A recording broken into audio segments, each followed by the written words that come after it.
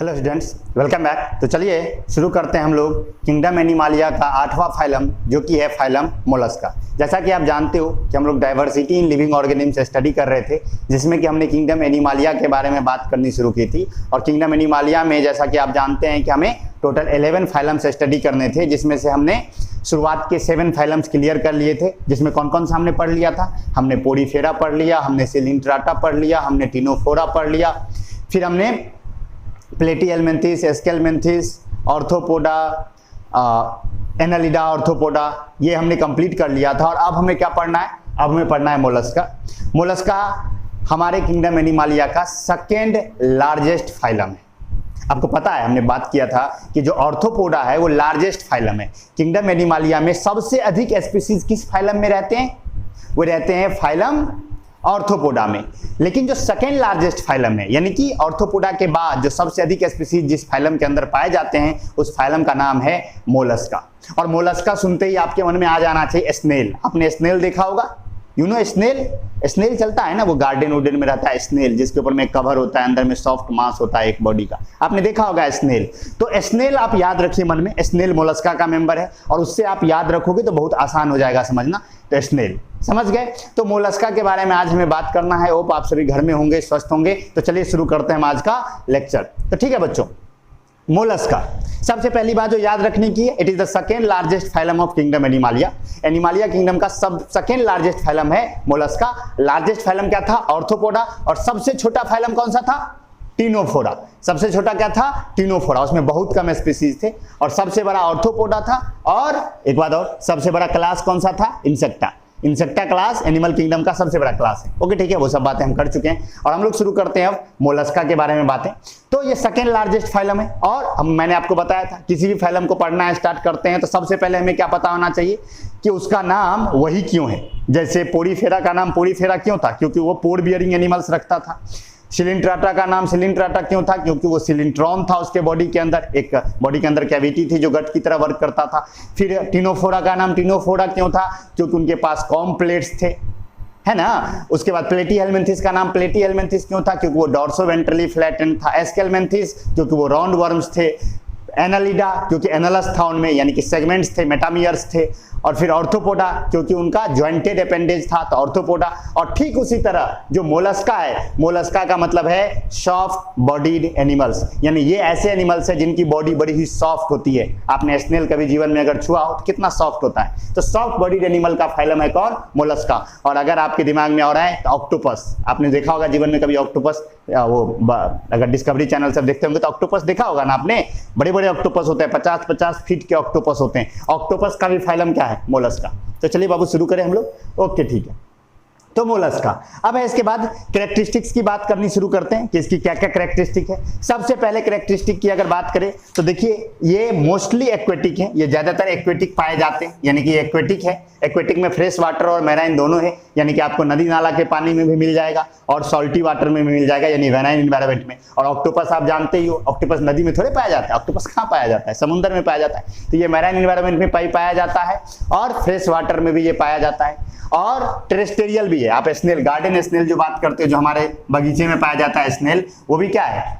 Mollusca का ही member है। तो ये टेरेस्टेरियल भी है, लेकिन टेरेस्टेरियल में ये कैसे इन्वायरमेंट में रहेगा? जहां मॉइस्ट है, जहां मॉइस्चर है। तो ये मॉइस्ट सॉइल में रहना पसंद करता है। तो ये याद रखने की चीज है कि एक्वेटिक भी है। इनके हैबिटेट की बात करें तो ये एक्वेटिक है, तो फ्रेश वाटर मेराइन दोनों। और टेरेस्टेरियल भी है, लेकिन टेरेस्टेरियल में सिर्फ कौन सा? Moist soil. आगे की अगर बात करें तो ऑर्गेन सिस्टम लेवल ऑर्गेनाइजेशन, यानी इसके बॉडी के अंदर ऑर्गेन सिस्टम है, यानी बहुत से बॉडी सिस्टम्स है जो मिलकर इसे जिंदा रखता है। आपने पढ़ा था ना, cellular level organisation, tissue level organisation, organ level organisation और ऑर्गन सिस्टम लेवल ऑर्गेनाइजेशन। और एस्केलमिन्थिस के बाद मैंने बताया था जितने भी फाइलम आएंगे सारे के सारे ऑर्गन सिस्टम लेवल ऑर्गेनाइजेशन होंगे। हम लोग बार बार ऑर्गन सिस्टम लेवल ऑर्गेनाइजेशन पे बात करते आ चुके हैं, तो आप समझ गए होंगे ऑर्गन सिस्टम लेवल ऑर्गेनाइजेशन। इसके बाद ये ट्रिप्लोब्लास्टिक है। ट्रिप्लोब्लास्टिक का मतलब आप समझ गए होंगे, जिनका इम्ब्रियो होगा उसमें 3 जर्म लेयर्स होंगे। सेल के 3 लेयर्स होंगे जिन्हें हम जर्म लेयर्स कहते हैं। कौन कौन से? इक्टोडर्म, मेसोडर्म और इंडोडर्म। तो इसके अंदर तीनों प्रेजेंट होगा, इक्टोडर्म, इंडोडर्म और मेसोडर्म तीनों मौजूद होगा। आगे बात करें, ये सिलोमेट है। अब आप सिलोमेट का भी मतलब समझ चुके हो। सिलोमेट बॉडी के अंदर मौजूद एक ऐसी कैविटी जो जिसका मेजोडर्मल ऑरिजिन हो, यानी जिसका ऑरिजिन मेजोडर्म से हो और जिसका लाइनिंग किस सेल्स का हो, मेजोडर्म सेल्स का, उसे हम सिलोम कहते हैं। तो ये भी सिलोमेट है। और मैंने बताया था एस्केलमेंथिस हमारा सीडोसिलोमेट था, और फिर उसके बाद जितने भी फाइलम आए यानी एनालिडा के बाद जो भी आएगा सबका सब क्या होगा, ट्रू सिलोमेट होगा, आपको याद रखना है। तो ये भी क्या है, ट्रू सिलोमेट यानी सिलोमेट है, यानी इनमें ट्रू सिलोम मौजूद होगा। अगर सिमेट्री की बात करें तो बायलेटरल सिमेट्री है, यानी इनकी जो बॉडी है उसके बॉडी के अंदर एक ऐसा आपको प्लेन मिलेगा जिससे इसके बॉडी के दो इक्वल हाफ किए जा सकते, लेफ्ट राइट किए जा सकते। तो इसके अंदर क्या है, बायलेटरल सिमेट्री है। लेकिन इसके कुछ जो एडल्ट्स होते हैं, कुछ एडल्ट्स इसके ऐसे होते हैं जिनमें ट्विस्टिंग हो जाती है। ट्विस्टिंग करने का मतलब बॉडी के अंदर जो है ना मरोड़ पड़ जाता है। ट्विस्टिंग आप ऐसे समझिए, ट्विस्ट देखिए, ट्विस्टिंग एक फोर्स होता है किसी चीज को, जैसे आप कपड़ा आपने कभी जीवन में धोया होगा, तो कपड़ा जब धोते हैं तो उसमें से पानी निकालने के लिए हम लोग ऐसे लगाते हैं force, this is called twisting. एक हाथ से इधर मोड़ते हैं, एक हाथ से इधर मोड़ते हैं, दिस इज कॉल्ड ट्विस्टिंग। समझ गए ना, तो दिस इज कॉल्ड ट्विस्टिंग। तो इनकी बॉडी जो होती है वो ट्विस्टिंग की वजह से एसिमेट्रिक भी हो सकती है कुछ एडल्ट्स में। समझ गए बात। तो इनमें बायलेटरल सिमेट्री है, मोस्टली बायलेटरल सिमेट्री है, लेकिन इसके कुछ एडल्ट्स ऐसे हैं, सम एडल्ट्स में भी एसिमेट्रिक ड्यू टू ट्विस्टिंग, जैसे हम टॉर्सन भी कहते हैं, फिजिक्स का भाषा है टॉर्सन या ट्विस्टिंग। तो अगर कहीं पर हो कि मोलस्का क्या एसिमेट्रिक होते हैं तो हम लिखेंगे yes, some adults of Mollusca में भी एसिमेट्रिक ड्यू टू टॉर्सन और ट्विस्टिंग। तो देखिए यहां भी लिखा है कि bilateral symmetry but some adults में be asymmetric due to twisting, या आप इसे टॉर्सन भी कह सकते हो। ट्विस्टिंग की वजह से कुछ एडल्ट्स इसके क्या हो जाते हैं, एसिमेट्रिक हो जाते हैं। बॉडी की अगर बात करें तो इनकी अनसेगमेंटेड बॉडी है। देखिए ये बड़ा अद्भुत चीज है। इससे पहले सेगमेंटेशन की अगर हम बात करें तो एनालिडा में हमें सबसे पहले सेगमेंटेशन देखने को मिला था, मेटामेरिक सेगमेंटेशन। तो एनालिडा जो है पूरा सेगमेंटेड बॉडी था, सबसे बेहतर सेगमेंटेशन एनालिडा में। ये याद रखिएगा कि सेगमेंटेशन के मामले में एनालिडा खतरनाक है, पूरी बॉडी सेगमेंटेड है, फ्रॉम हेड टू पीछे वाला पार्ट यानी कि ट्रंक, सब कुछ सेगमेंटेड है। इवन सिलोम भी सेगमेंटेड है, एनालिडा में इतना जबरदस्त सेगमेंटेशन है। लेकिन फिर आप देखो ऑर्थोपोडा भी सेगमेंटेड था, लेकिन उसका सेगमेंटेशन लेस देन एनालिडा था, और ये तो अनसेगमेंटेड ही हो गया। तो मोलस्का जो है अनसेगमेंटेड बॉडी होती है, यानी बॉडी के अंदर कोई सेगमेंट्स नहीं होते, बॉडी के अंदर कोई बंटवारा नहीं होता है। हाँ, और इसकी जो बॉडी होती है उस पर एक हार्ड कैल्सेरियस यानी कैल्शियम कार्बोनेट का बना हुआ एक्सोस्केलेटन होता है। याद होगा आपको, स्नेल याद कीजिए, स्नेल के ऊपर में एक कवर होता है ना जो उसे प्रोटेक्ट करके रखता है।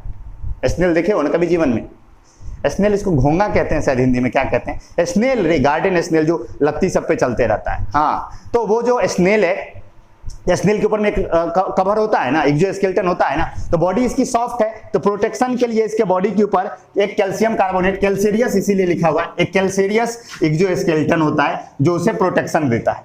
और अगर आप बॉडी की बात करें, इसके बॉडी को देखोगे तो बॉडी बना हुआ होता है एक हेड का, इसके बॉडी में एक हेड होता है, मस्कुलर फुट होता है, यानी कि फुट होता है, मस्कुलर फुट होता है जिसकी मदद से वो लोकोमोशन करता है, और विसरल हम्प होता है। विसरल हम्प कहने का मतलब क्या है कि इसके बॉडी के ऊपर ऐसे, जैसे ऊंट की बॉडी में ऐसे होता है ना, ऐसे एक विसरल हम्प होता है इसकी बॉडी के अंदर।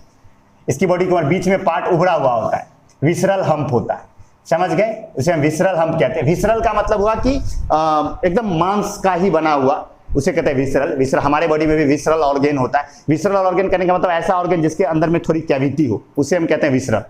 समझ के बाद, हम जैसे हमारा हार्ट एक विसरल ऑर्गेन है, अंदर में कैविटी है ना, तो विसरल ऑर्गेन है। तो बायोलॉजी में विसरल वर्ड का मतलब होता है जिसके अंदर में थोड़ी सी कैविटी हो। आई होप आपको ये समझ में आया होगा। तो विसरल हम्प होता है इनमें। तो बॉडी में एक हेड होता है, मस्कुलर फुट होता है और विसरल हम्प होता है। और अगर बात करें तो विसरल हम्प जो है इसका जो ये विसरल हम्प है, जो इसके बॉडी में एक विसरल हम्प है, जो अभी हमने तुरंत बात की, उस विसरल हम्प के ऊपर, above visceral hump, a layer of glandular skin fold is found called mental. यानी इस हम्प के ऊपर ग्लैंडुलर मतलब ग्लैंडुलर स्किन फोल्ड। ग्लैंडुलर का मतलब हुआ कि ऐसा स्किन जिसके जो सेल्स हैं, जिसके अंदर ग्लैंडुलर एपिथेलियल टिश्यू है। याद आया, टिश्यू में पढ़ाए थे ग्लैंडुलर एपिथेलियल टिश्यू, जो वैसे सेल्स का बना हुआ टिश्यू जिसके अंदर कुछ सिक्रीट करने की कैपेसिटी होती है, उसे हम कहते हैं ग्लैंडुलर एपिथेलियल टिश्यू। तो ग्लैंडुलर स्किन फोल्ड यानी कि स्किन जो होगा उसके जो सेल्स होंगे वो ग्लैंडुलर होंगे। ग्लैंडुलर करने का मतलब वो कोई केमिकल सिक्रीट करेंगे, और सच में वो क्या सिक्रीट करेंगे पता है? वो सिक्रीट करेंगे यही जो एक्सोस्केलेटन है। अब एक बात बताओ, मोलस्का के ऊपर एक हार्ड एक्सोस्केलेटन है, वो हार्ड एक्सोस्केलेटन कहां से बना? तो विसरल हम्प के ऊपर, जो विसरल हम्प है उसके ऊपर स्किन फोल्ड है। स्किन फोल्ड कहने का मतलब कि डायरेक्ट स्किन नहीं है, स्किन ऐसे ऐसे ऐसे ऐसे ऐसे ऐसे फोल्ड समझते हो ना, तह लगाया हुआ स्किन पे, स्किन को ऐसे ऐसे स्किन है, फोल्ड समझते हो ना, तह लगाया हुआ एक पे एक ऐसे करके, तो ग्लैंडुलर स्किन फोल्ड है। ग्लैंडुलर मतलब कुछ सिक्रीट करने वाला, और उसे हम उस ग्लैंडुलर स्किन फोल्ड को हम कहते हैं मेंटल। क्या कहते हैं? मेंटल। देखिए यहां लिखा है कि above visceral hump a layer of glandular skin fold is found called mental. ये जो स्किन फोल्ड है, ये जो ग्लैंडुलर स्किन फोल्ड है, उसी को हम कहते हैं मेंटल। वही सिक्रीट करता है ये कैल्सेरियस सेल, जो इसके ऊपर मोलस्का के मेंबर है, उसके बॉडी के ऊपर जो ये कैल्सेरियस सेल आपको दिख रहा है, वो कैल्सेरियस सेल किसने बनाया? वो कैल्सेरियस सेल बनाया विसरल हम्प के ऊपर मौजूद ग्लैंडुलर स्किन फोल्ड, जिसे हम मेंटल कहते हैं। ऐसे याद रखिएगा। कैल्सेरियस सेल किसने बनाया? तो मैं कह रहा हूं कि जो इसकी बॉडी के अंदर, मोलस्का की बॉडी के अंदर हेड है, मस्कुलर फुट है और विसरल हम्प है। ये याद रखने की चीज है। और जो विसरल हम्प है उसके ऊपर ग्लैंडुलर स्किन फोल्ड है, जिसे हम मेंटल कहते हैं, और यही मेंटल सिक्रीट करता है वो कैल्सेरियस सेल। यानी वो जो कैल्सेरियस सेल बनता है वो उसी मेंटल से बनता है। उसी मेंटल के सेल्स के द्वारा जो सिक्रीट होता है कैल्शियम कार्बोनेट, उसी से उसका कैल्सेरियस सेल बनता है। आई होप आपको ये समझ में आ गया होगा। मेंटल। अच्छा, जो हम्प होता है, देखिए बिटवीन हम्प कौन सा? ये विसरल हम्प। जो हम्प है और मेंटल है, अब एक बात बताओ, मैंने अभी तुरंत कहा हम्प है और हम्प के ऊपर ग्लैंडुलर स्किन फोल्ड है, जिसे मेंटल कहते हैं। तो मेंटल और हम्प के बीच में कैविटी होती है। मेंटल और हम्प के बीच में कैविटी होती है, यानी कि खाली जगह होता है, जिसे हम कहते हैं मेंटल कैविटी। देखो लिखा हुआ है between hump and mental a cavity is present called mantle cavity. Note में सारी बातें लिखी हुई हैं, घबराने की जरूरत नहीं है, बस आप ध्यान से सुनिए। जो अभी आपको सबसे पहले आपको हम्प समझ में आया। बॉडी के अंदर एक विसरल हम्प है, हेड है, मस्कुलर फुट है और विसरल हम्प है। विसरल हम्प के ऊपर ग्लैंडुलर स्किन फोल्ड है, जिसे हम मेंटल कह रहे हैं। मेंटल और हम्प के बीच में एक कैविटी है, खाली जगह है, जिसे हम कहते हैं क्या? Mantle cavity. आई होप आपको ये भी समझ में आ गया होगा। इसमें मेंटल भी है, मेंटल कैविटी भी है, दोनों समझ में आ गया। अब आगे बात करते हैं। इसका जो है digestive system well developed digestive system है, एकदम वेल डेवलप्ड डाइजेस्टिव सिस्टम है। डाइजेस्टिव सिस्टम पूरी तरह से डेवलप्ड है, कोई दिक्कत नहीं है। और जैसा कि आप जानते हो कि डाइजेस्टिव सिस्टम कहां से आना शुरू हो गया था? कंप्लीट डाइजेस्टिव सिस्टम कहां से शुरू हुआ था? एस्केलमेंथिस से ही शुरू हो गया था। स्ट्रेथ एलिमेंट्री सिस्टम याद है ना? एस्केलमेंथिस से ही स्टार्ट हो गया था क्या? Digestive system. तो इसका भी डाइजेस्टिव सिस्टम पूरी तरह से डेवलप्ड है, वेल डेवलप्ड डाइजेस्टिव सिस्टम है। लेकिन इसमें एक यूनिक चीज है, इसका जो माउथ होता है, इसका जो मुंह होता है, उसके अंदर रेडुला पाया जाता है। ये बहुत ही पेक्यूलियर फीचर है, याद रख सकते हैं आप इसे। माउथ कंटेन रेडुला, इसके माउथ के अंदर रेडुला होता है। अब आपको कहे सर ये रेडुला क्या होता है? देखिए मोलस्का वो पहले मेंबर थे या पहले ऐसे एनिमल्स थे जिसके माउथ के अंदर टीथ जैसा स्ट्रक्चर देखने को मिला। किसके जैसा स्ट्रक्चर? टीथ के जैसा स्ट्रक्चर देखने को मिला, जो फूड को ग्राइंड करने का काम करता है, यानी फूड को पीसने का काम करता है। तो मोलस्का के जो मेंबर है, उसका जो माउथ है, उसके माउथ के अंदर चिटिनियस टीथ है। चिटिनियस यानी चिटिन का बना हुआ टीथ है। चिटिन बताया था मैंने, कॉम्प्लेक्स कार्बोहाइड्रेट होता है। याद कीजिए फंगी का सेल वॉल चिटिन का बना होता था, याद आया? चिटिन, कई बार हम लोग चिटिन पढ़ चुके हैं। अरे फंगी का, बैक्टीरिया का सेल वॉल पेप्टिडोग्लाइकेन का बना हुआ, और फंगी का सेल वॉल चिटिन का बना हुआ, और प्लांट सेल का सेल वॉल सेलुलोज का बना हुआ, याद आया? तो जो चिटिन था उसी चिटिन का बना हुआ चिटिनियस टीथ होता है, और उसी चिटिनियस टीथ का जो लाइनिंग होता है उसे हम कहते हैं रेडुला। क्या कहते हैं? रेडुला। समझ गए? तो अ लाइन ऑफ रेडुला क्या है? नोट में देखिए लिखा हुआ है, radula is a line of chitinous teeth, यानी चिटिनियस टीथ का एक लाइन है which helps in grinding the food, जो फूड को पीसने में मदद करता है। और इसी लाइन ऑफ चिटिनियस टीथ जो कि फूड ग्राइंडिंग में मदद करता है, उसे हम कहते हैं रेडुला। क्या कहते हैं बउआ? रेडुला। तो समझ में आया रेडुला? और रेडुला कहां प्रेजेंट होता है? मोलस्का के माउथ में। आ गया समझ में? What is radula? समझ में आया? तो ये माउथ के अंदर मौजूद है। आगे अगर बात करें तो इसका सर्कुलेटरी सिस्टम ओपन है, यानी कोई भी ब्लड वेसल्स इसके बॉडी के अंदर मौजूद नहीं है, एकदम ओपन सर्कुलेटरी सिस्टम है। जैसा कि आप जानते हो क्लोज्ड सर्कुलेटरी सिस्टम अभी तक कहां आया था? बस एक ही बार क्लोज्ड सर्कुलेटरी सिस्टम आया था, किसमें? एनालिडा में। एनालिडा में क्लोज्ड सर्कुलेटरी सिस्टम था, ऑर्थोपोडा में फिर ओपन सर्कुलेटरी सिस्टम हुआ, और मोलस्का में भी ओपन सर्कुलेटरी सिस्टम है, यानी कि कोई ब्लड वेसल्स नहीं है, ब्लड डायरेक्ट बहेगा। और इसका जो ब्लड होता है, जो मोलस्का के जो ब्लड होते हैं वो ब्लू कलर्ड ब्लड होता है, ये याद रखने की बात है, ब्लू कलर्ड ब्लड होता है। अब आप कहोगे सर ब्लू कलर्ड क्यों है? क्योंकि इसके बॉडी के अंदर या इसके ब्लड के अंदर एक ब्लू पिगमेंट है जिसे हम कहते हैं हेमोसियानिन। क्या कहते हैं, हेमोसियानिन। जैसे हम लोग का ब्लड रेड क्यों है, क्योंकि हमारे ब्लड के अंदर है हेमोग्लोबिन जो कि रेड पिगमेंट है। ठीक उसी तरह मोलस्का के बॉडी के अंदर है हेमोसियानिन, जो हेमोसियानिन क्या करता है, उसके ब्लड को ब्लू करता है, ब्लू पिगमेंट है वो। तो हेमोसियानिन इसके बॉडी के अंदर मौजूद है, इसके ब्लड के अंदर मौजूद है, जिसकी वजह से इसका ब्लड ब्लू कलर का है। किस कलर का है, ब्लू कलर का है। तो आप याद रखिएगा, इसका सर्कुलेटरी सिस्टम के बारे में बात याद क्या रखनी है, ओपन सर्कुलेटरी सिस्टम है और ब्लू कलर्ड ब्लड है due to presence of haemocyanin. तो हमने इसका डाइजेस्टिव देख लिया, डाइजेस्टिव सिस्टम देख लिया, वेल डेवलप्ड डाइजेस्टिव सिस्टम है, माउथ एलिमेंट्री कैनाल पूरा कंप्लीटेड होगा, कोई दिक्कत नहीं है। सर्कुलेटरी और रिस्पिरेटरी छूट गया। हाँ, अगर रिस्पिरेशन की बात करें तो इसका जो एक्वेटिक फॉर्म है, जो इसका एक्वेटिक फॉर्म है, इसके में दो फॉर्म्स है ना बाबू, देखो एक्वेटिक भी और टेरेस्ट्रियल भी है। तो जो इसका एक्वेटिक फॉर्म्स है उनके बॉडी के अंदर गिल्स पाए जाते हैं। जो इसका एक्वेटिक फॉर्म है उसके बॉडी के अंदर क्या पाया जाता है, गिल्स पाया जाता है। और जो इसका टेरेस्ट्रियल फॉर्म है यानी लैंड पर रहने वाले जो फॉर्म है, ये पल्मोनरी सैक होता है उसकी बॉडी के अंदर। अब आप कहोगे सर ये पल्मोनरी सैक क्या है, यही पल्मोनरी सैक डेवलप होते होते धीरे धीरे लंग्स में कन्वर्ट हो जाएगा।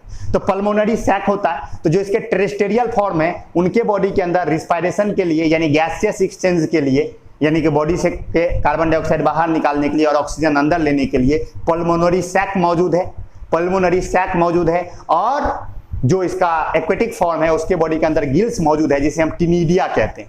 इसके गिल्स को एक स्पेशल नाम दिया गया है जिसे हम क्या कहते हैं, टिनिडिया। नोट में देखिए लिखा हुआ है। तो इसके गिल्स को हम टिनिडिया कहते हैं और इसका जो टेरेस्ट्रियल फॉर्म है उनमें पल्मोनरी सैक होता है। तो रिस्पायरेशन समझ में आ गया, टेरेस्ट्रियल फॉर्म में पल्मोनरी सैक और एक्वेटिक फॉर्म में गिल्स जिसे हम टिनिडिया कहते हैं। देखो बाबू ये सब चीजें याद करनी होंगी और कोई ऑप्शन नहीं है हमारे पास, ये नाम है ना तो याद ही करना है। टिनिडिया होता है इनमें मौजूद। और आगे बात करें तो देखिए हमने डाइजेशन देख लिया, रिस्पायरेशन देख लिया, सर्कुलेशन देख लिया। अब हम एक्सक्रीशन देखेंगे। इनके बॉडी के अंदर एक्सक्रीशन के लिए पेयर्ड मेटानेफ्रीडिया होता है, पेयर्ड मेटानेफ्रीडिया होता है। दो मेटानेफ्रीडिया हो गया, दो मेटानेफ्रीडिया होता है जिसकी मदद से ये क्या करता है, अपना एक्सक्रीशन परफॉर्म करता है। यही मेटानेफ्रीडिया और थोड़ा कॉम्प्लेक्स होने के बाद किडनी में कन्वर्ट हो जाएगा। याद कीजिए शुरू कहां से हुआ था, फ्लेम सेल्स से। सबसे पहले प्लेटीहेल्मिन्थेस में एक्सक्रीशन के लिए फ्लेम सेल्स था, याद आया। फिर फ्लेम सेल्स के बाद प्रोटोनेफ्रीडिया आया, याद है। फिर नेफ्रीडिया आया, फिर मेटानेफ्रीडिया आया और अब पेयर्ड मेटानेफ्रीडिया आया। आप देखिए एवोल्यूशन हो रहा है। इसके अंदर में दो मेटानेफ्रीडिया मौजूद है। यही मेटानेफ्रीडिया किडनी बनेगा बाद में जाके नए दूसरे फाइलम्स में जब डेवलपमेंट होगा। तो ये एक्सक्रीट करते हैं पेयर्ड मेटानेफ्रीडिया से, याद रखने की चीज है।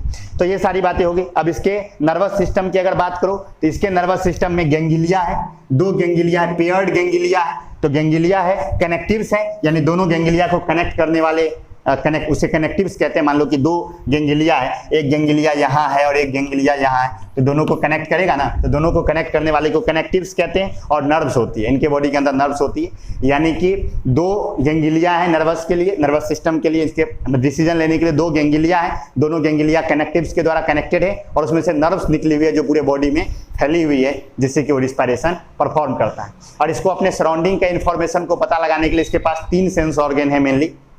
पहला सेंस ऑर्गन इसके पास है, इसके पास आंख होती है, आइज होता है इनके पास आंखें होती है। ऑक्टोपस के पास आंखें होती है, पता है ना आपको। इनके पास आइज होती है, एस्टेटोसिस्ट होती है। आप एस्टेटोसिस्ट जानते हो, पिछले भी फाइलम में एस्टेटोसिस्ट आया था। बॉडी बैलेंस करने के लिए एक ऑर्गन होता है जिसे हम एस्टेटोसिस्ट कहते हैं।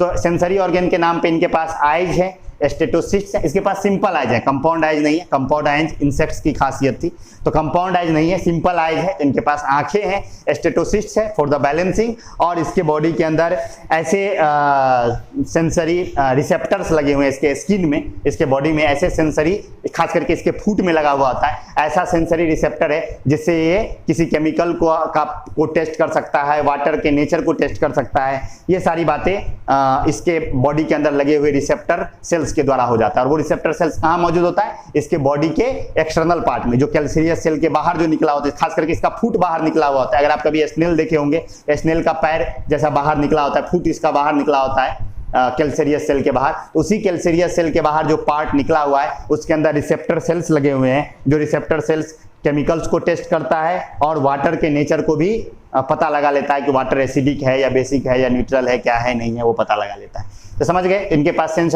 ऑर्गन के नाम पे क्या क्या है, आइज हैं, एस्टेटोसिस्ट हैं और रिसेप्टर सेल्स हैं in the outer part of the body या exposed part of the body. जो बॉडी पार्ट कैल्शियस सेल के बाहर है उसमें मौजूद है, जिससे वो क्या पता लगा लेता है, केमिकल्स टेस्ट करता है और वाटर के नेचर के बारे में भी पता लगा लेता है। तो ये इसके सेंसरी ऑर्गन की बात हो गई। अब अगर बात करें इसके रिप्रोडक्शन की, अगर बात करें, जो कि एक इंपॉर्टेंट फीचर है सभी फाइलम्स में, तो बाबू ये सेक्सुअली रिप्रोड्यूस करेगा, ये सेक्सुअली रिप्रोड्यूस करता है, बिल्कुल सही बात है। इनमें कोई एसेक्सुअल मोड ऑफ रिप्रोडक्शन नहीं है, पूरा का पूरा सेक्सुअल रिप्रोडक्शन है। और सेक्सुअल का मतलब क्या, मेल फीमेल होंगे। तो सवाल उठता है ये हर्माफ्रोडाइट है कि यूनिसेक्सुअल है, यानी मोनोसियस है या डाइसियस है।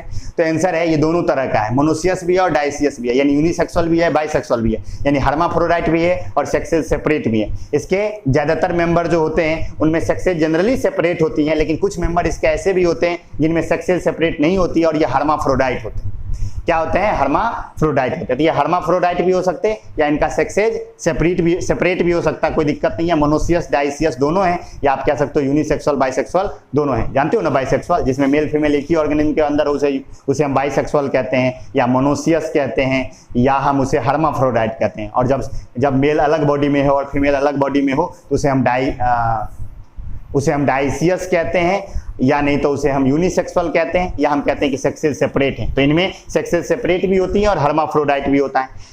फर्टिलाइजेशन की अगर बात करें तो इनके पास इंटरनल फर्टिलाइजेशन भी है और एक्सटर्नल फर्टिलाइजेशन भी है। लेकिन एक बात याद रखने की है, जिनके, सुनना ध्यान से, जो हर्माफ्रोडाइट होंगे उन्हीं में इंटरनल फर्टिलाइजेशन होगा। मैंने तुरंत बताया ना, इनमें हर्माफ्रोडाइट भी है और सब सेपरेट सेक्सेज वाले भी हैं। तो इंटरनल फर्टिलाइजेशन किस में होगा, हर्माफ्रोडाइट में। जितने भी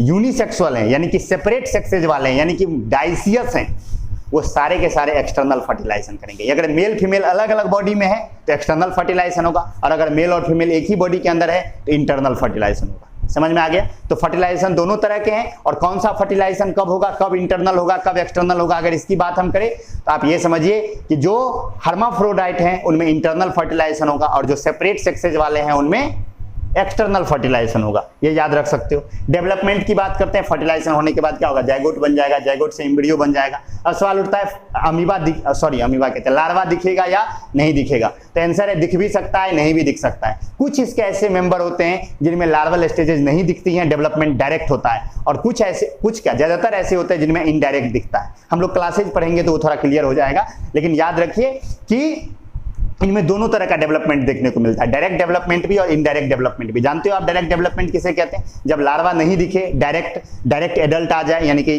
जो यंग वंस हो वो एडल्ट की तरह दिखे, तो उसे हम क्या कहते हैं, डायरेक्ट डेवलपमेंट कहते हैं। और इनडायरेक्ट डेवलपमेंट कहने का मतलब जो यंग वंस है वो एडल्ट की तरह नहीं दिख रहा है, वो डेवलप होने के बाद एडल्ट जैसा दिखना शुरू होगा, लार्वल स्टेजेस पाई जाएंगी, तो उसे इनडायरेक्ट डेवलपमेंट कहते हैं। तो मोलस्का में दोनों तरह का दिखता है, डायरेक्ट डेवलपमेंट भी और इनडायरेक्ट डेवलपमेंट भी। आई होप आपको ये समझ में आ गया होगा। और अगर एनिमल्स की बात करें तो ये सारे के सारे ओविपेरस एनिमल्स हैं, यानी अंडा देने वाले। ये ओविपेरस एनिमल्स है, यानी ये अंडा देते हैं, ये अंडा देने वाले एनिमल्स होते हैं। आई होप आपको ये सारी चीजें समझ में आई होंगी, सारे कैरेक्टरिस्टिक्स इसमें समझ में आए होंगे। इसमें आप सबसे पहले इंपॉर्टेंट क्या क्या है, बाकी चीजें तो बहुत ही आराम से याद रह जाता है, मैं फिर से जो बोल रहा हूँ वो इंपॉर्टेंट है। सबसे पहले याद रखिएगा, मोलस्का सेकेंड लार्जेस्ट फाइलम है, सॉफ्ट बॉडीड एनिमल्स का फाइलम है, यानी जितने भी एनिमल्स हैं वो सॉफ्ट बॉडीड है। इनकी बॉडी बड़ी ही सॉफ्ट होती है, अनसेगमेंटेड होती है, और बॉडी के ऊपर एक कैल्सेरियस एक्सोस्केलेटन होता है प्रोटेक्शन के लिए। जो कैल्सेरियस एक्सोस्केलेटन किसके द्वारा सिक्रेट किया जाता है, ग्लैंडुलर स्किन फॉल्ड, जो विसरल हम्प के ऊपर पाया जाता है, जिसे हम मेंटल कहते हैं। और इसके बॉडी के 3 पार्ट्स हैं, एक हेड है, एक मस्कुलर फुट है और एक विसरल हम्प है। और विसरल हम्प और मेंटल के बीच में मेंटल कैविटी है, माउथ के अंदर रेडुला है। ये सब बातें इसकी मेन हो गई। और इसका जो इसके अंदर में अगर आप, और सारी बातें तो कॉमन ही है, कोई नया इंपॉर्टेंट बात इसके अंदर में कुछ आया नहीं, कुछ ही बात तो अलग आती है, बाकी सारी चीजें तो हम पिछले फाइलम्स में भी देखते आ रहे हैं, उसी में थोड़ा बहुत चेंज होके सारी बातें, कुछ नया तो आ नहीं रहा है हमारे पास। हाँ, इसका जो ओपन सर्कुलेटरी सिस्टम है और ब्लू कलर्ड ब्लड है, ये भी याद रख सकते हैं आप कि ब्लू कलर्ड ब्लड है इनमें। और ब्लू क्यों है, हेमोसियानिन के प्रेजेंस की वजह से। बाकी मेटानेफ्रिडिया से एक्सक्रीशन होता है, नर्वस सिस्टम कैसा होता है, पेयर्ड गैंग्लिया, कनेक्टिव नर्व, सारी बातें आई होप आपको समझ में आ गई होंगी। रिप्रोडक्शन भी सब चीज समझ में आ गया होगा। यहाँ पर देखिए इंपॉर्टेंट फीचर्स की अगर बात करें तो वही है, रेडुला एक नई चीज है, एक मेंटल और एक मेंटल कैविटी, और यही सारी चीजें। अब इसमें अगर क्लासेज की बात करें तो फाइलम मोलस्का में 7 क्लासेज, कितने क्लासेज है? 7 क्लासेज हैं। 7 क्लासेज हम लोग पढ़ने वाले हैं। हम लोग अभी हेडिंग लगाएंगे 7 क्लासेज का। तो 7 क्लासेज हैं और वो क्लासेज किसके बेसिस पर बटा है? एक्सोस्केलेटन के बेसिस पर। उसका एक्सोस्केलेटन कैसे है? मतलब क्लासेज का कुछ तो बेसिस होता है ना कि इसके बेसिस पर क्लासिफिकेशन हुआ है। तो जो एक्सोस्केलेटन है इसका, जो वो कैल्सेरियस सेल है, उसके बेसिस पर 7 क्लासेज इसके बांटे गए हैं। 7 क्लासेज पे हम बात करने वाले हैं। आई होप आपको कैरेक्टरिस्टिक्स तो सारे समझ में आ गए होंगे। अगर कोई दिक्कत होगा तो आप कमेंट करके जरूर पूछिएगा। चलते हैं हम लोग क्लासेज की ओर।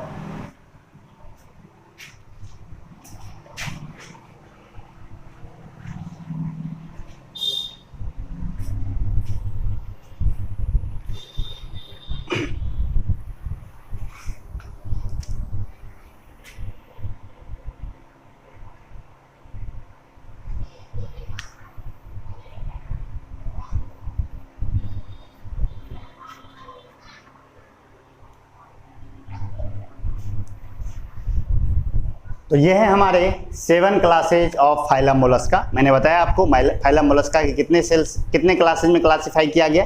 7 क्लासेज में। और वो क्लासेज किसके बेसिस पर बता है? उसके एक्सोस्केलेटन के बेसिस पर और उसके रेडुला के बेसिस पर। रेडुला भी मायने रखता है थोड़ा बहुत। तो ये 7 क्लासेज है। मैं नाम पढ़ के पहले सुना देता हूँ। पहला क्लास है गैस्ट्रोपोडा। पहला क्या है? गैस्ट्रोपोडा। और याद रखना जो हमारा स्नेल है वो इसी गैस्ट्रोपोडा में पड़ता है। वो गैस्ट्रोपोडा का नंबर है। चलो ठीक है, क्लासेस की बात करते हैं। गैस्ट्रोपोडा। सेकेंड है बिवाल्विया, इसे हम बाइवाल्विया भी कहते हैं, या इसे आप पेलेकीपोडा भी कह सकते हैं। इसे हम पेलेकीपोडा भी कहते हैं या बाइवाल्विया भी कहते हैं। अगला है एप्लेकोफोरा। नेक्स्ट है मोनोप्लेकोफोरा। उसके आगे है पॉलीप्लेकोफोरा, या इसे हम एम्फीन्यूरा भी कहते हैं। पॉलीप्लेकोफोरा या एम्फीन्यूरा। नेक्स्ट है एस्काफोपोडा और नेक्स्ट है सेफेलोपोडा। जो हमारा सेफेलोपोडा है इसी का मेंबर हमारा ऑक्टोपस है। ठीक है, जो दो मेंबर्स आपको मैंने बताए थे पढ़ाने के दौरान। तो सेफेलोपोडा जो है वो ऑक्टोपस का क्लास है और जो गैस्ट्रोपोडा है वो किसका क्लास है? वो है हमारा ग्राउंड स्नेल का क्लास। जो हमारे गार्डन में जो स्नेल दिखता है वो गैस्ट्रोपोडा का नंबर है। और याद रखना मैंने बताया था कि मोस्टली बायलेटरल सिमेट्री होती है। मैंने बताया था ना, मोस्टली क्या होती है? बायलेटरल सिमेट्री होती है, लेकिन टॉर्सन की वजह से एसिमेट्री हो सकती है। तो वो एसिमेट्री आपको गैस्ट्रोपोडा में ही देखने को मिलेगा। वो एसिमेट्री आपको कहां देखने को मिलेगा? गैस्ट्रोपोडा में ही देखने को मिलेगा। कहीं पर आपको एसिमेट्री देखने को नहीं मिलेगी। बाकी 6 क्लासेज में बायलेटरल सिमेट्री होगी। एक गैस्ट्रोपोडा ही ऐसा है जिसके अंदर क्या होती है? एसिमेट्री पाई जाती है, क्योंकि एडल्ट होने के बाद वो ट्विस्टिंग हो जाती है इसके बॉडी के अंदर। तो बायलेटरल सिमेट्री आपको देखने को नहीं मिलता है। तो बारी बारी से इसके कैरेक्टरिस्टिक की हम बात करें तो सबसे पहले हम बात करते हैं गैस्ट्रोपोडा की कैरेक्टरिस्टिक की। ये गैस्ट्रोपोडा की क्या क्या खासियत है? तो गैस्ट्रोपोडा की अगर खासियत बात करें तो ये एक्वेटिक होते हैं या मॉइस्ट सॉइल में रहते हैं, दोनों। यानी कि गैस्ट्रोपोडा के मेंबर आपको एक्वेटिक भी दिख जाएंगे, फ्रेश वाटर मैराइन दोनों में दिख जाएंगे, या आपको मॉइस्ट सॉइल में ये देखने को मिलेंगे। इनका जो हेड होता है वो पूरी तरह से डेवलप्ड होता है। इनका जो हेड होता है वो पूरी तरह से डेवलप्ड होता है। इसके बॉडी के ऊपर में सेल होता है, जो एक्सोस्केलेटन सेल है, कैल्सेरियस सेल है, हार्ड कैल्सेरियस सेल मौजूद होता है। और इसके अंदर रेडुला प्रेजेंट होता है। इसके अंदर क्या होता है? रेडुला प्रेजेंट होता है। नोट में देखिए सारी बातें लिखी गई हैं और आई होप आपको कोई दिक्कत नहीं होगी। नेक्स्ट अगर हम बात करें, सेकेंड बात करें तो सेकेंड हमारा क्लास है पेलेकीपोडा या बाइवाल्विया। तो पेलेकीपोडा या बाइवाल्विया की अगर बात करें तो ये सारे के सारे मेंबर एक्वेटिक हैं। इनका कोई भी फॉर्म आपको टेरेस्ट्रियल नहीं दिखेगा। लैंड पे आपको बाइवाल्विया या पेलेकीपोडा दिखने वाला नहीं है। सारे के सारे एक्वेटिक हैं। एक्वेटिक में आपको फ्रेश वाटर में भी दिख जाएगा, मेराइन में भी दिख जाएगा। इसके जो सेल होते हैं, यानी इसके जो कैल्सेरियस सेल होता है, इसमें 2 प्लेट्स होते हैं। कितने प्लेट्स होते हैं? 2 प्लेट्स। इसीलिए इसे हम बाय वर्ड का मतलब होता है 2। बाइवाल्विया इसलिए कहते हैं क्योंकि इसका जो एक्सोस्केलेटन है उसमें कितने प्लेट्स हैं? 2 प्लेट्स हैं, 2 सेल प्लेट्स हैं। तो 2 सेल प्लेट्स होता है, 2 सेल प्लेट्स प्रेजेंट। हेड जो है इसका पूरी तरह से डेवलप्ड नहीं होता है। इसका हेड पूरी तरह से डेवलप्ड नहीं होता है। आगे अगर बात करें, नेक्स्ट हमारा क्लास है एप्लेकोफोरा। एप्लेकोफोरा की अगर बात करें आप तो Aplacophora worm like Mollusca. Worm like मतलब कीड़े जैसा मोलस्का है। बड़ा छोटा छोटा होता है, 5 सेंटीमीटर 6 सेंटीमीटर का होता है और मेराइन होता है, यानी कि समुद्र के अंदर पाया जाता है। और सैंड में धंसा हुआ रहता है। ये जनरली जो वहां पर जो डेप्थ सी में जो सी का जो सरफेस होता है उसके सैंड के अंदर ये जनरली एम्बेडेड होता है और इसकी अगर बात करें तो इसके ऊपर में कोई प्लेट्स नहीं होती है, यानी कि जनरली जो एक्सोस्केलेटन बनता है कैल्सेरियस तो एक लेयर प्लेट, फिर 2 लेयर प्लेट, प्लेट पर प्लेट बनती है। इसके में कोई प्लेट्स नहीं होती, इसके बॉडी के ऊपर इसके एक्सोस्केलेटन में कोई प्लेट्स नहीं होती है। ये वर्म लाइक एनिमल्स होते हैं जो कि समुद्र के बहुत नीचे मैराइन हैबिटेट के एकदम सरफेस पर पाए जाते हैं, सैंड में धंसे होते हैं। इनके पास कोई कैल्सेरियस सेल नहीं होता है, लेकिन इसके ऊपर में कैल्सेरियस स्पाइक्यूल्स पाए जाते हैं। कैल्सेरियस स्पाइक्यूल्स पाए जाते हैं। याद आया? स्पाइक्यूल्स सुनते ही आपके मन में कुछ तो चमका होगा। याद करो तो स्पाइक्यूल्स कहाँ आया था इससे पहले? स्पाइक्यूल्स याद आया? नहीं आया? आप याद कीजिए स्पाइक्यूल्स, जहां मैंने बताया था स्पॉन्जेज में। याद आया? पोडीफेरा के मेंबर स्पॉन्जेज में आपको ग्लास स्पॉन्ज याद है, सिलिका का जो बना होता था स्पाइक्यूल्स, याद आया? वो निडल जैसा निकला हुआ, हाँ वही। तो इसके अंदर क्या होते हैं? स्पाइक्यूल्स पाए जाते हैं। किसके अंदर? ये प्लेकोफोरा के अंदर कोई कैल्सेरियस सेल नहीं पाया जाता है, इसके ऊपर कैल्सेरियस स्पाइक्यूल्स पाए जाते हैं। और अगर इसकी बात करें, इनके पास मेंटल कैविटी होता है, लेकिन इसके पास न तो आंखें होती है, न आइज होती है, न टेंटिकल्स होता है, और न ही मेटानेफ्रीडिया होता है, यानी इसके पास नेफ्रीडिया भी नहीं होता है। अब देखो ग्राउंड स्नेल में अगर आप देखोगे तो फुट के पास ऐसे 2 टेंटिकल्स निकले हुए होते हैं, देखिए कभी ऐसे 2 ऐसे निकला। ग्राउंड स्नेल को कभी गौर से देखने को, लाइव क्लास में मैं दिखाऊंगा, तो इसके पास टेंटिकल्स नहीं है, ना इसके पास आइज है, न इनके पास आइज है, ना टेंटिकल्स है, और ना ही नेफ्रीडिया है। किसके पास? ए प्लेकोफोरा के पास। नोट में सारी बातें लिखी गई हैं। अगर नेक्स्ट अगर बात करें, अगला क्लास की बात करें तो वह है मोनोप्लेकोफोरा। तो मोनोप्लेकोफोरा की बात करें तो ये एक्सक्लूसिवली मैराइन है, इसके सारे के सारे मेंबर मैराइन एनवायरनमेंट में पाए जाते हैं, और इसका नाम ही है मोनो मतलब इसके बॉडी के ऊपर सिंगल प्लेट होगा। जैसे हमने बायभाल्विया में कहा था ना 2 प्लेट है, तो इसके में क्या होगा? सिंगल प्लेट होगा, यानी कैल्सेरियस सेल का सिंगल प्लेट होगा, सिंगल एक्सोस्केलेटन प्लेट होगा। बॉडी जो होती है मोनोप्लेकोफोरा थोड़ा सा एडवांस है, इसकी बॉडी सेगमेंटेड होती है, इसके बॉडी के अंदर सेगमेंटेशन देखने को मिलता है। जनरली हमने क्या बात की थी कि मोलस्का की बॉडी अनसेगमेंटेड होती है, लेकिन इसकी बॉडी जो होती है सेगमेंटेड होती है, और इसके पास न तो आंख होता है, न टेंटिकल्स होता है, ना आंख है, न टेंटिकल्स है। इसका नाम मोनोप्लेकोफोरा मेनली इसलिए क्योंकि इसके ऊपर सिंगल प्लेट है, सिंगल कैल्सेरियस सेल का प्लेट है। अगर बात करें नेक्स्ट हमारे बात करें तो हमारा है पॉलीप्लेकोफोरा, या जिसे हम एम्फीन्यूरा कहते हैं। अब देखो पॉली वर्ड सुनते ही समझ गए होंगे कि बहुते सारा सेल का प्लेट्स होगा, यानी कैल्सेरियस सेल के अनेक प्लेट्स होंगे, 2, 4, 5, 8 लेयर प्लेट्स होते हैं, बहुत ज्यादा प्लेट्स होते हैं। तो इसके ऊपर में सबसे पहली बात करें एम्फीन्यूरा की, तो ये सारे के सारे मेराइन होते हैं, अनसेगमेंटेड होते हैं, बॉडी के अंदर कोई सेगमेंटेशन नहीं है,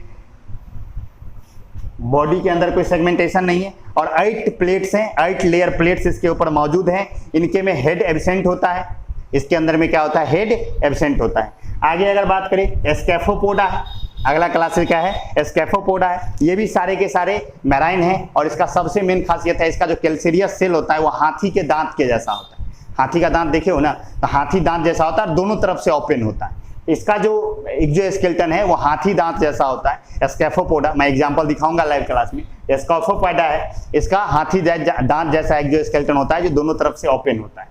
और नेक्स्ट है हमारा सेफेलोपोडा। सेफेलोपोडा की अगर हम स्कैफोपोडा की अगर आप बाकी बात देखें तो बाकी कोई बात खास याद रखने योग्य है नहीं, बस यही एलिफेंट टीथ लाइक इसका सेल होता है। और नेक्स्ट अगर आप सेफेलोपोडा की बात करें तो ये सारे के सारे मैराइन है, एक्सक्लूसिवली मैराइन है सेफेलोपोडा। डेवलप्ड हेड है, इनका हेड पूरी तरह से डेवलप्ड है। सर्कुलेटरी सिस्टम क्लोज्ड है, ये एक इंपॉर्टेंट बात है। ओपन सर्कुलेटरी सिस्टम था मोलस्का में, लेकिन ऑक्टोपस सब के अंदर क्लोज सर्कुलेटरी सिस्टम होता है। सर्कुलेटरी सिस्टम क्लोज है।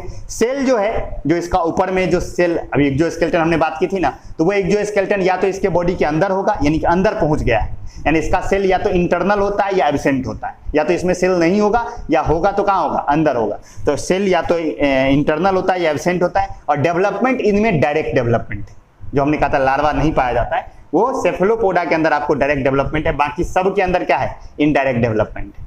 समझ में आया?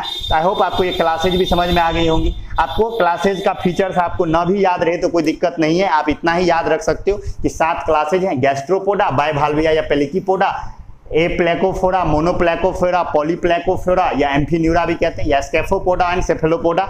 याद रखिएगा जो हमारा स्नेल है, ग्राउंड स्नेल, वो गैस्ट्रोपोडा का मेंबर है, और जो हमारा ऑक्टोपस है वो सेफेलोपोडा का मेंबर है। और आप ये भी याद रख सकते हो कि जो गैस्ट्रोपोडा है उसी के अंदर एसिमेट्री दिखती है, बाकी सब के अंदर बायलेटरल सिमेट्री दिखती है। इसमें भी बायलेटरल सिमेट्री दिखेगी कब? बचपन में। एडल्ट होने के बाद एसिमेट्री आएगी।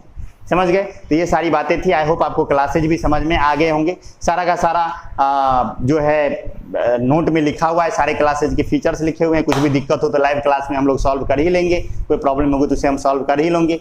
आई होप आपको सारी बातें समझ में आ गई होंगी, कोई दिक्कत नहीं हुआ होगा। तो मोलस्का भी हमारा क्लियर हो गया। इसके बाद हमारे पास है इकाइनोडर्माटा, हेमिकोडाटा एंड कोडाटा, 3 फाइलम हमारे रिमेनिंग है जो कि हम बारी बारी से करेंगे। तो इस फाइलम को ध्यान से देखिए, पूरा लेक्चर ध्यान से देख लीजिए और मिलते हैं हम लोग नेक्स्ट लेक्चर में, जिसमें हम बात करेंगे किसके बारे में? इकाइनोडर्माटा के बारे में। और इकाइनोडर्माटा में ही स्टारफिश आएगा। और इसमें हमें क्या क्या चीजें आ गई जो हमने देखा हुआ है? ऑक्टोपस हम बहुत देखते हैं और ग्लाउंड स्नेल हमने बहुत देखा है, तो वो मोलस्का का मेंबर हो गया। आई होप आपको मोलस्का पूरी तरह से समझ में आ गया होगा, कोई दिक्कत नहीं हुआ होगा। एग्जांपल्स की अगर बात करें तो 2 एग्जांपल मैंने दे ही दिया, बाकी सभी क्लासेस के अंदर 2-2 एग्जांपल आपके नोट में लिखे हुए हैं, पढ़ लीजिए, सारी बातें याद कर लीजिए। मेन तो याद ही करना है, बायोलॉजी में इसमें क्या करोगे, याद ही करना पड़ेगा। क्लासेज वैसे इंपॉर्टेंट नहीं है, कैरेक्टरिस्टिक इंपॉर्टेंट है और कैरेक्टरिस्टिक मैंने आपको बहुत अच्छे से समझाया था। क्लासेज लिखी हुई है और मैं लाइव क्लास में तो आपको क्लासेज समझा ही देता हूँ। तो मिलते हैं हम लोग नेक्स्ट लेक्चर में। See you soon, bye bye, take care.